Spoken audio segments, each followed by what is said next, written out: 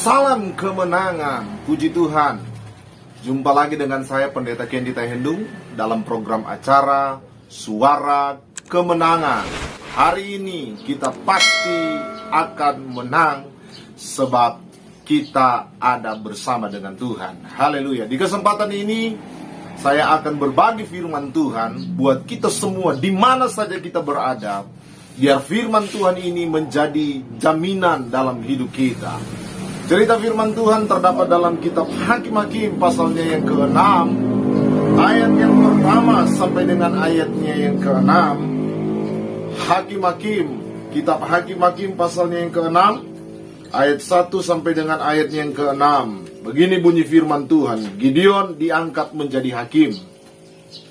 Tetapi orang Israel melakukan apa yang jahat di mata Tuhan, sebab itu Tuhan menyerahkan mereka ke dalam tangan orang Midian 7 tahun lamanya. Dan selama itu orang Midian berkuasa atas orang Israel.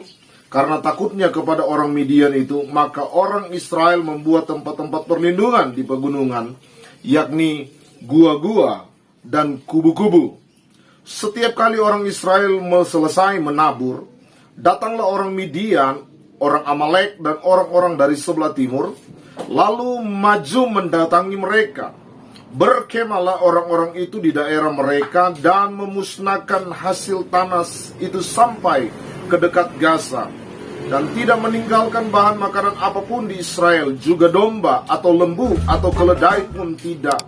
Sebab orang itu datang maju dengan ternaknya dan kemahnya, dan datangnya itu berbanyak-banyak seperti belalang. Orang-orangnya dan unta-untanya tidak terhitung banyaknya. Sekaliannya datang ke negeri itu untuk memusnahkannya. Sehingga orang Israel menjadi sangat melarat oleh perbuatan orang Midian itu. Lalu berserulah orang Israel kepada Tuhan. Cerita ini menjelaskan kepada saya dan saudara bagaimana penderitaan yang dialami oleh Israel, oleh bangsa Israel, manakala mereka tidak lagi sepenuhnya hidup di dalam Tuhan. Keadaan mereka, kata firman Tuhan, begitu melarat. Keadaan mereka begitu susah, begitu sulit. Akibat dari setiap perbuatan mereka yang tidak lagi selaras dengan apa yang menjadi kehendak Tuhan.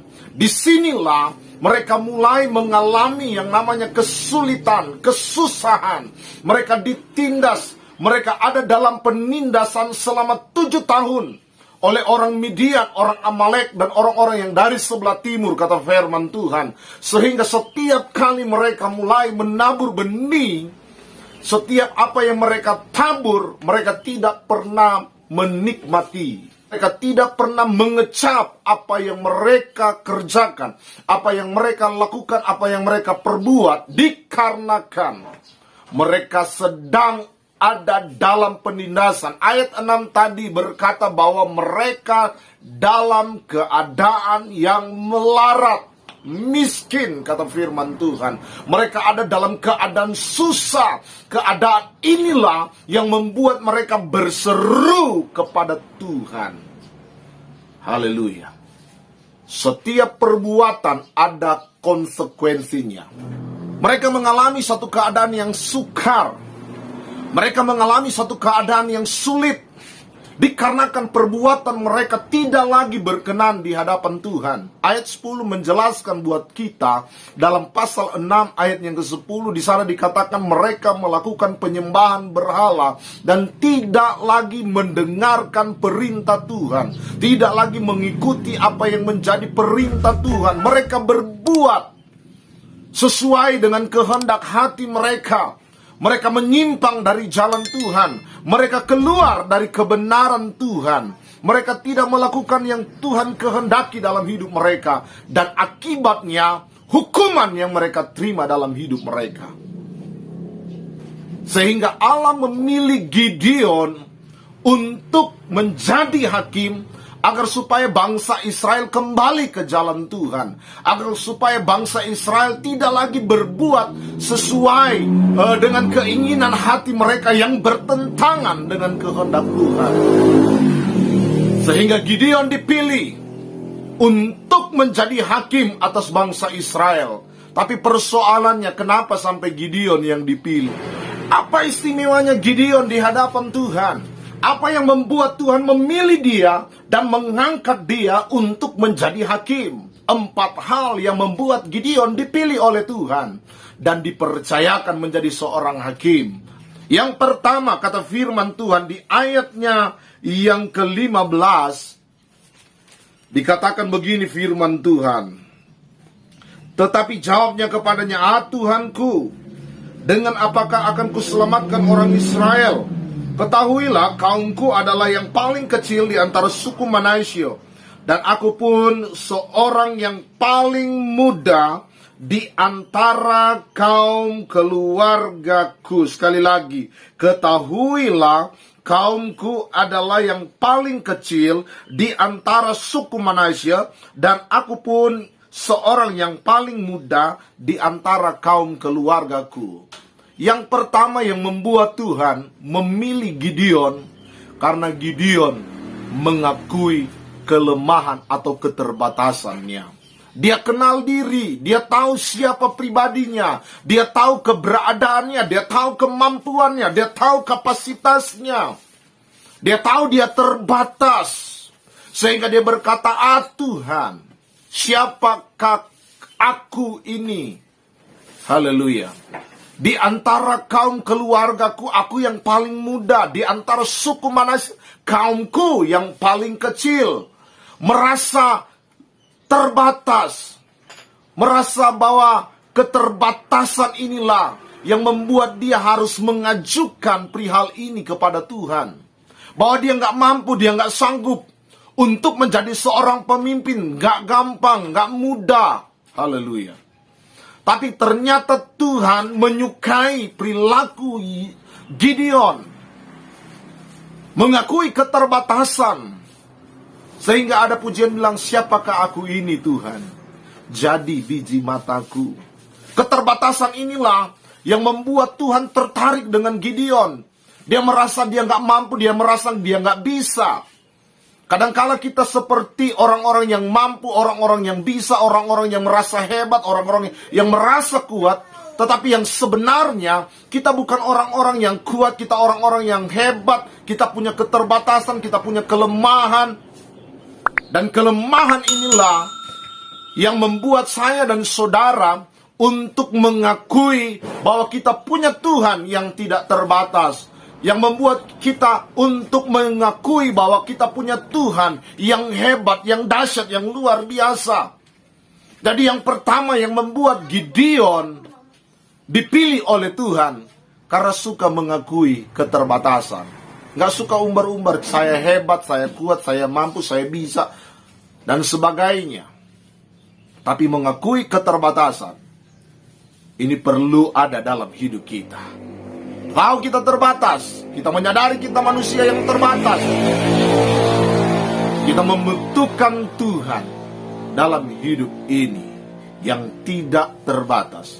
Maka kita akan alami pertolongan Tuhan. Yang kedua, yang membuat Tuhan memilih Gideon, ayatnya yang ke-17, ayatnya yang ke-18, di sana dikatakan begini firman Tuhan, ayat 17 mulai. Maka jawabnya kepadanya, jika sekiranya aku mendapat kasih karunia di matamu, maka berikanlah kepadaku tanda bahwa engkau sendirilah yang berfirman kepadaku. Ayat 18, janganlah kiranya pergi dari sini sampai aku datang kepadamu, membawa persembahanku dan meletakkannya di hadapanmu. Firman-Nya, aku akan tinggal sampai engkau kembali. Yang kedua yang membuat Tuhan memilih Gideon, karena Gideon suka berkorban.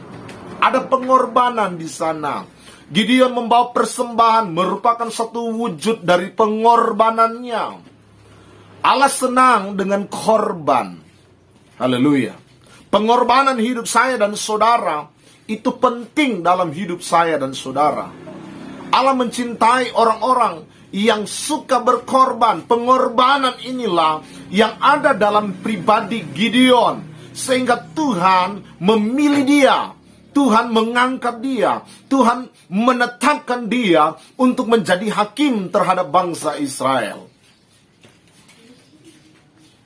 Pengorbanan kita yang akan membuat Tuhan tertarik. Suka berkorban. Apa saja yang engkau bisa korbankan untuk Tuhan dipermuliakan, lakukan itu. Jangan pernah abaikan. Jangan pernah tahan ketika engkau mau berkorban. Berkorbanlah untuk kemuliaan Tuhan. Haleluya. Sama dengan ayam. Ketika dia mau bertelur, satu kampung bisa ketahuan, saudara, kalau ada ayam yang akan bertelur. Haleluya. Kita gak seperti itu. Gak menceritakan, gak mengumbarkan setiap pengorbanan kita. Biarlah kita dengan Tuhan yang tahu. Dan biarlah Tuhan yang menilai pengorbanan kita. Haleluya. Jika engkau berkorban untuk Tuhan, maka Tuhan pun akan menilai pengorbananmu. Setiap pengorbananmu akan dinilai oleh Tuhan. Maka berkorbanlah dengan tulus dan ikhlas. Yang ketiga, yang membuat sampai Gideon dipilih oleh Tuhan adalah ayatnya yang ke-20, dikatakan begini firman Tuhan. Berfirmanlah malaikat Allah kepadanya, ambillah daging dan roti yang tidak beragi itu, letakkanlah ke atas batu ini, dan curahkanlah kuahnya. Maka diperbuatnya demikian. Yang ketiga yang membuat Gideon dipilih oleh Tuhan adalah karena Gideon mengikuti instruksi atau perintah. Mengikuti instruksi, mengikuti perintah, dibuat, dikerjakan, dilakukan oleh Gideon. Maka Tuhan menilai bahwa orang ini dengar-dengaran, nggak membandel, nggak membantah. Apa yang diperintahkan Tuhan, itu yang dibuat, itu yang dilakukan, itu yang dikerjakan. Jangan kita mengerjakan yang tidak diperintahkan oleh Tuhan. Jangan kita melakukan apa yang tidak disuruh oleh Tuhan. Tapi lakukan, buatlah, kerjakan apa yang diperintahkan Tuhan dalam hidup saya dan saudara. Jangan melakukan apa yang tidak dikehendaki oleh Tuhan kita perbuat. Jangan Tuhan suruh buat A, kita lakukan B. Atau sebaliknya. Gideon melakukan menurut instruksi, menurut cara yang telah diterimanya. Dia mengerjakan itu dengan baik. Dia melakukan itu dengan benar. Sesuai dengan apa yang diinstruksikan, sesuai dengan apa yang diperintahkan Tuhan. Maka hal itu membuat Tuhan memilih Gideon. Sudahkah kita dengar-dengaran kepada Tuhan? Sudahkah kita mengikuti setiap instruksi Tuhan? Di mana saja kita berada, di mana saja kita pergi, di mana saja kita melangkah, ikuti instruksi Tuhan, ikuti cara Tuhan, ikuti dan lakukan, perbuat apa yang Tuhan mau dalam hidup ini. Sehingga ada pujian bilang, suka-sukamu Tuhan. Kalau kita berkata suka-sukamu Tuhan, maka ketika Tuhan mau memerintahkan kita untuk berbuat A, kita lakukan A, enggak B, enggak C dan D. Haleluya.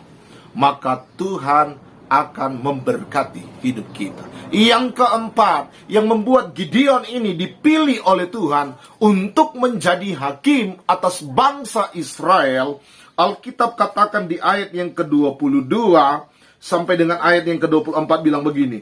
Maka tahulah Gideon bahwa itulah malaikat Tuhan, lalu katanya, celakalah aku, Tuhan Allah, sebab memang telah kulihat malaikat Tuhan dengan berhadapan muka. Ayat 23. Tetapi berfirmanlah Tuhan kepadanya, selamatlah engkau, jangan takut, engkau tidak akan mati. Ayat 24. Lalu Gideon mendirikan mezbah di sana bagi Tuhan, dan menamainya Tuhan itu keselamatan. Mezbah itu masih ada sampai sekarang di Ofra, kota orang Abiezer. Yang keempat, yang membuat Gideon dipilih oleh Tuhan karena hubungannya dengan Tuhan. Ada mezbah yang dia buat. Mezbah bicara tentang hubungan. ketika dia membangun hubungan dengan Tuhan, maka Tuhan selalu ada dalam hidupnya. Ketika dia membangun satu hubungan yang baik dengan Tuhan, maka terciptalah satu relasi yang manis antara Gideon dan Tuhan. Terciptalah hubungan yang baik. Maka ketika Gideon melakukan segala hal, Tuhan selalu ada dalam hidupnya. Tuhan selalu bersama dengannya. Tuhan selalu menyertai dia. Haleluya. Dan dia berhasil dalam melakukan setiap tindakan, dalam melakukan setiap tugas kerjanya sebagai seorang hakim. Haleluya. Membangun hubungan dengan Tuhan ini penting bagi kita. Di akhir zaman ini, kita perlu hubungan, relation, sebuah hubungan yang baik dengan Tuhan. Maka kita akan menikmati jaminan dan pertolongan Tuhan selalu dalam hidup ini. Sebagaimana Gideon mengalami pertolongan Tuhan, seperti itu pula saya dan saudara mengalami pertolongan Tuhan. Di mana saja saya dan saudara berada, alami, nikmati jaminan di dalam alam, maka pertolongan Tuhan sempurna dalam hidup kita. Tuhan Yesus memberkati kita. God bless you. Haleluya. Puji Tuhan.